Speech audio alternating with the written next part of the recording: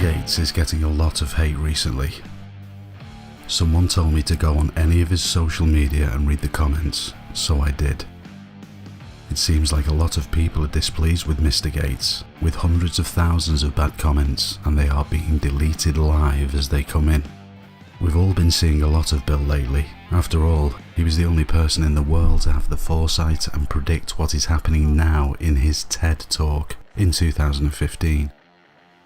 If anything kills over 10 million people in the next few decades, it's most likely to be a highly infectious virus rather than a war.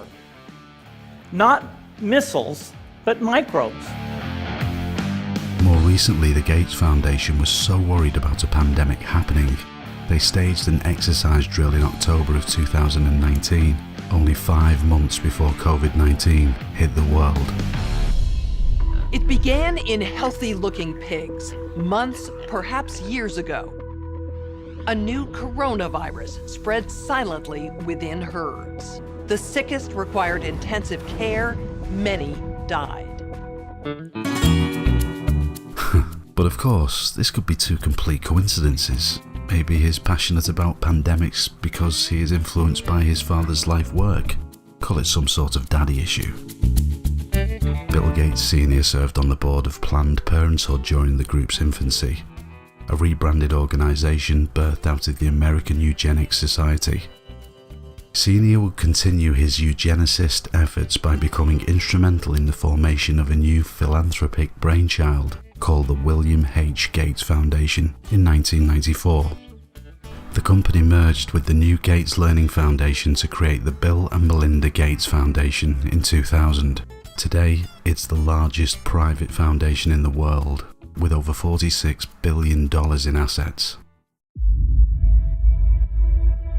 The group is focused on many areas that drive continued work across the world. These activities have given birth to new forms of technological, eugenic endeavours.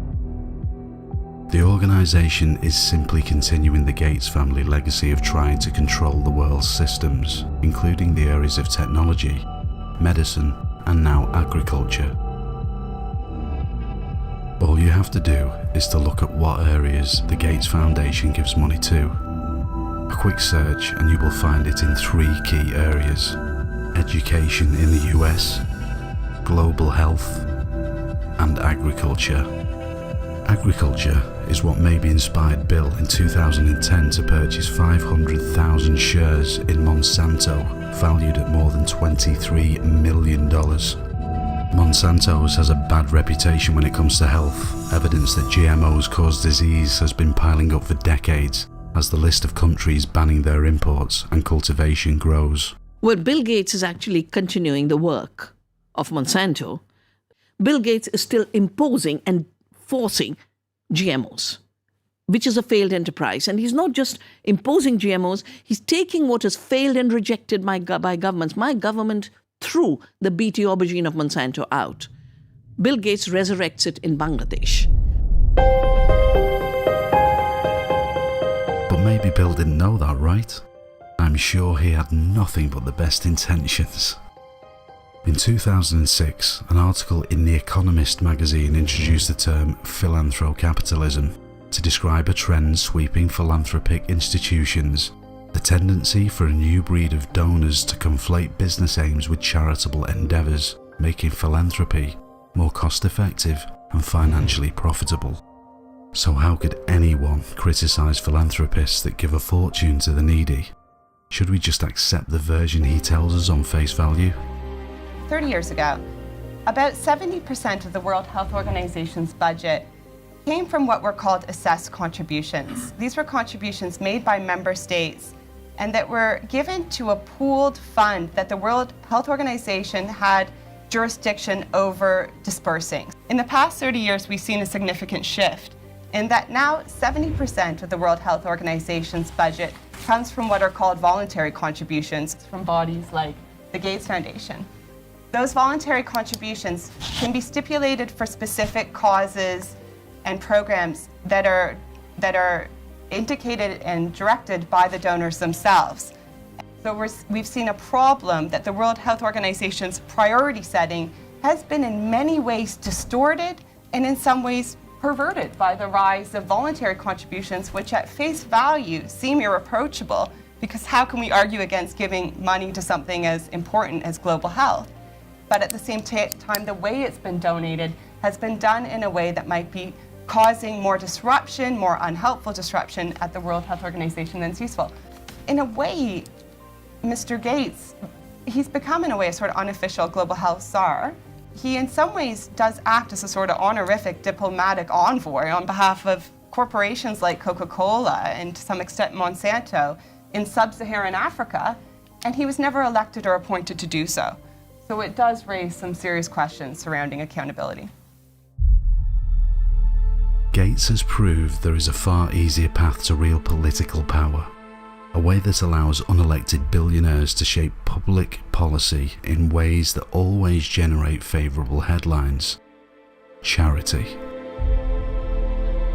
Not only do you have the Gates Foundation doing this, dispersing $3 billion a year, but you have the Waltons, you have abroad, you have a growing number. And if the Boston College folks are correct, then we're going to have another 25 of these mega foundations run by 2 or 3 family members.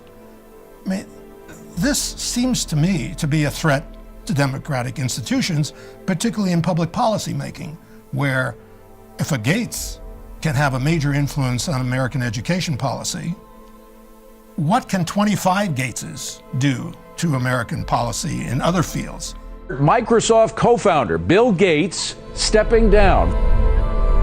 Gates announced in 2008 that he would step away from Microsoft to focus on his efforts on philanthropy, describing his philanthropic approach by creative capitalism to connect the promise of philanthropy with the power of private enterprise.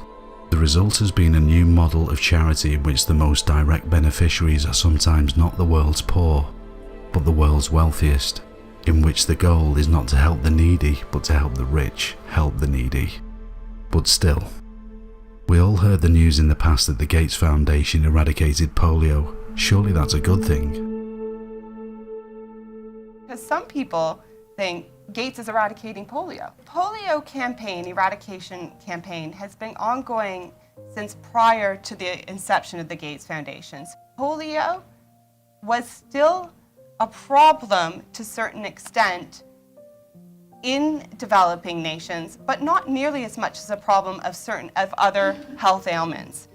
It was something that was seen as possibly an easy success. What Mr. Gates has done has taken forward the polio eradication campaign in a way that commands political support and attention, but aren't actually a major priority in poor regions, which would prefer to have more freedom and flexibility to combat ailments that they find to place more of a burden on their populaces. I can hear some of you say, maybe it was just a part of Gates' early strategy to invest in such an easy success with polio in order to get the world attention on him and to make him an authority and a major figure in global health. Let's talk about where we are as a country right now, Bill. What should we be doing right now in the middle of this storm? We should give him the benefit of the doubt on this one too. And since everybody is giving Bill such a hard time, I implore you, dear listener, to consider everything I mentioned to be nothing but a series of coincidences. I don't want to enter debates about Bill's intentions regarding vaccines, microchipping, tracing, ID 2020, Monsanto, his relationship to Epstein, COVID, or any of the few controversies surrounding this man. I'm just going to look into where his funding is going, and maybe this will put things into perspective.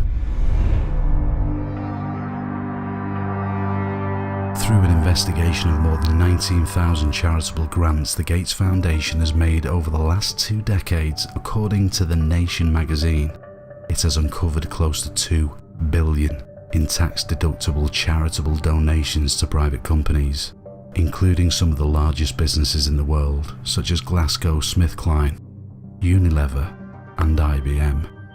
They always say, follow the money.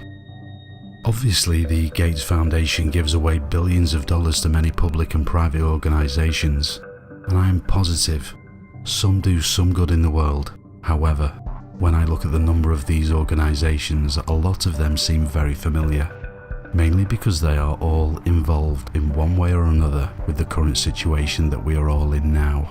And we've seen these faces and logos all around the news for the last 3 months.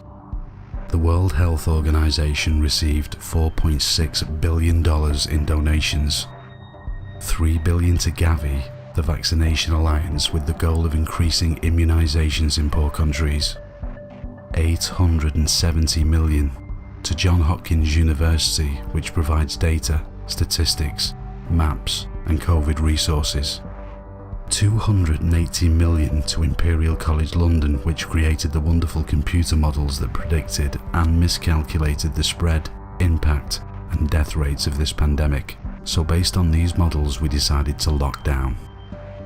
$243 million to Oxford University for vaccine research and development. $40 million to the London School of Hygiene, led by Professor Chris Whitty, England's Chief Medical Officer. And the list goes on. Some of you are wondering why there are so many TV broadcasters on the list of private companies receiving donations. Just you think about it. Bill needs someone to spread the good news about all this work, so the Gates Foundation adds the media to their list of charity.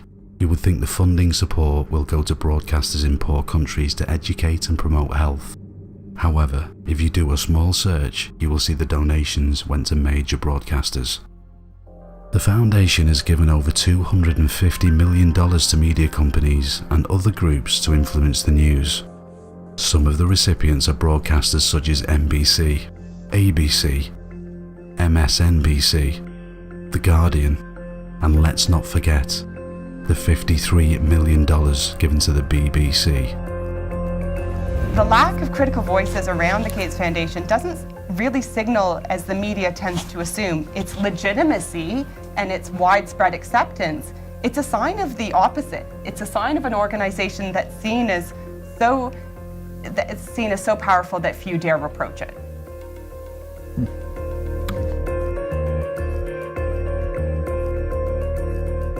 You would have thought if you are spending billions to do good in the world, the results should be felt far and wide and have a direct positive impact. There would be no need to pay people to say good things.